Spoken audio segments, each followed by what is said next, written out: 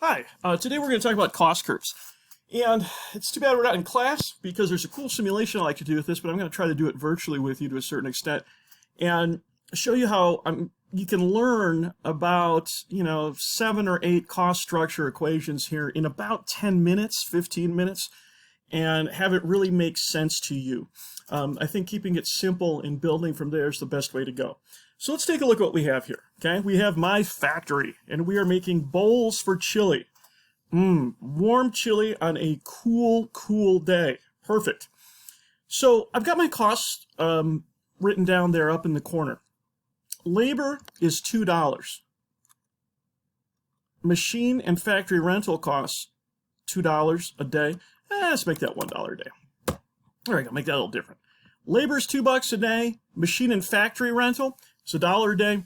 And my zonks, which is what I call my chili bowls, sell for $1. Okay, so it's real simple. I have workers that I pay $2 a day. The rental and interest that I pay on my factory is $1. And my zonks that I sell in the market are for $1. Okay, as we're going to see, all these things matter when we talk about the equations that we're going to use. All right, well, Mary has made 4 bowls today. Great job, Mary. You've made 4 bowls of zonk. That's pretty exciting. Appreciate your efforts. Now Ted comes along, and let's see how much Ted does. Come on, Ted, start making zonks. Boom. Boom. Oh, Ted. That's all Ted got done today. What a drag. Ted only made 2 versus Mary's 4. Okay? Ted is certainly not as productive as Mary. That's what we'd expect from Ted. Now, let's look at how, this is all I need to understand a ton about my factory and about how my production costs are going to look based on the output that I've been given. So let's talk about TP. This is not toilet paper.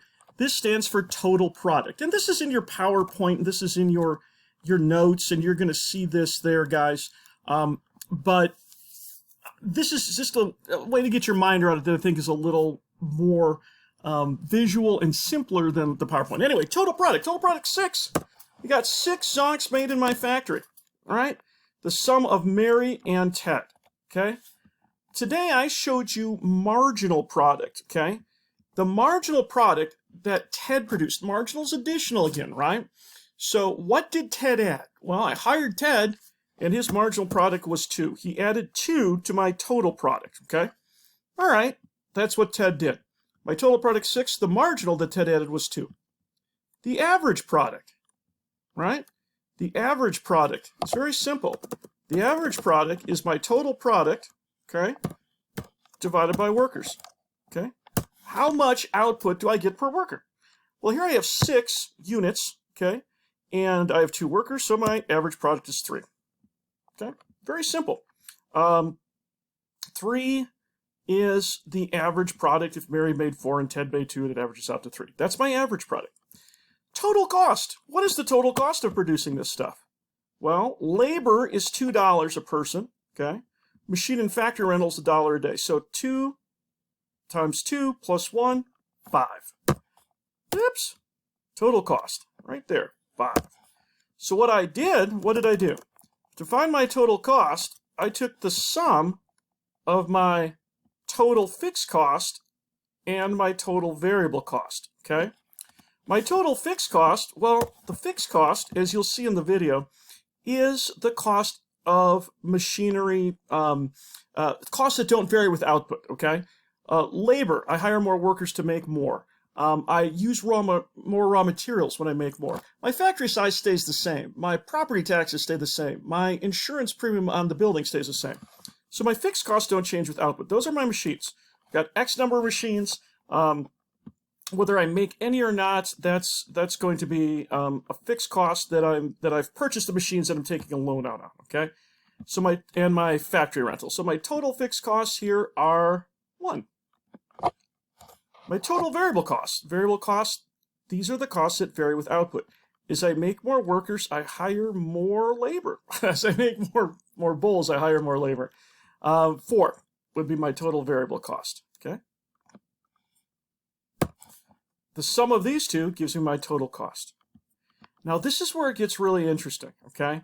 This is where we're able to look at something a little closer, and we're able to dial down the analysis to look at the cost per unit that each one is encumbering me with, that I have to recover when I sell my product. What is my average fixed cost? Okay, well, that's pretty simple. It's my total fixed cost divided by my quantity of output. How much does each zonk, my chili bowl, cost me to make in terms of fixed cost? Okay, well, what's my total fixed cost? My total fixed cost, I got to go up here, is 1. Okay, so what I want to do is I want to assign that total fixed cost to my total output. Okay, so total fixed cost is 1, 6 output. That works out to something like, what, 0.167? 0.16 repeating? Let's say 0.17, okay? Let's just round it. 17 cents. That's kind of amazing. I just figured out how much each unit cost me in terms of my fixed cost. I'm assigning 17 cents in fixed cost to each bowl I make, okay? Average variable cost. What's that? That's your total variable cost divided by your quantity of output. Okay, oops. Better spell that correctly. So let's see, my total variable cost, let's go back. I have 2 workers at $2, 4, right? Right. Don't be confused here and think that it's the number of workers. That's only used with our product, okay? So I got my total variable cost, and I'm going to divide by my output. That'll be like 0.66. We'll just round to 0.67. There we go. Okay, look at that. 67 cents. 67 cents in labor costs to make each item. Okay, now if I added these together, I've just figured something brilliant out. I've just figured 17 plus 67, right? What is that? It is a magic number. Works out to 84 cents, but this is what it cost me to make each unit. Okay.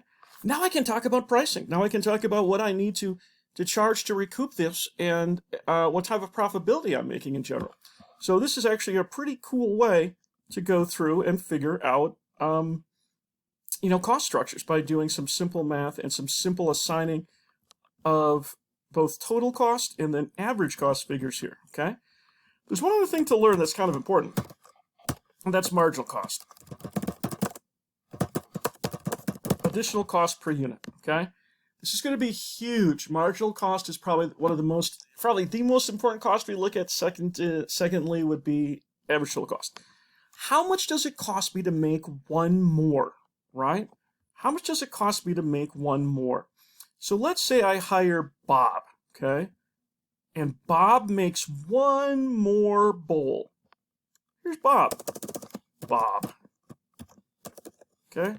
And Bob is just going to make one more simple little zonk for me. There you go, Bob. Boom. Okay? Now, you can see probably right away that if my zonks sell for $1 and labor's $2, probably not a good idea to hire Bob, right? What's my marginal cost per bowl? My marginal cost per bowl that Bob produces for one bowl is $2. But my marginal revenue is only 1, okay? 2 other good terms to learn. Marginal revenue is additional revenue from selling 1 unit. Okay? If my marginal cost is more than the marginal revenue I get from selling a unit, well, I'm never going to make the unit. Doesn't make any sense. It costs me more to make it than sell it. I'm not going to produce that unit. Guess who I'm not going to hire? Sorry, Bob. You're going to have to go somewhere else. You're not working at the zonk plant. Okay? So, wow, look at all this stuff we've learned already today. Marginal product, average product, total cost, total fixed cost, total variable cost, average fixed cost, average variable cost, average total cost, marginal cost, and marginal revenue. 1, 2, 3, 4, 5, 6, 7, 8, 9, 10 different equations in, it took me 10 minutes. Okay? Watch the video on the graphs. The graphs of these functions are hugely important. And the idea that the graphs are going to portray, except for our fixed costs is that of diminishing marginal returns. Don't get this confused with diminishing marginal utility, getting less utility from consuming more of a product.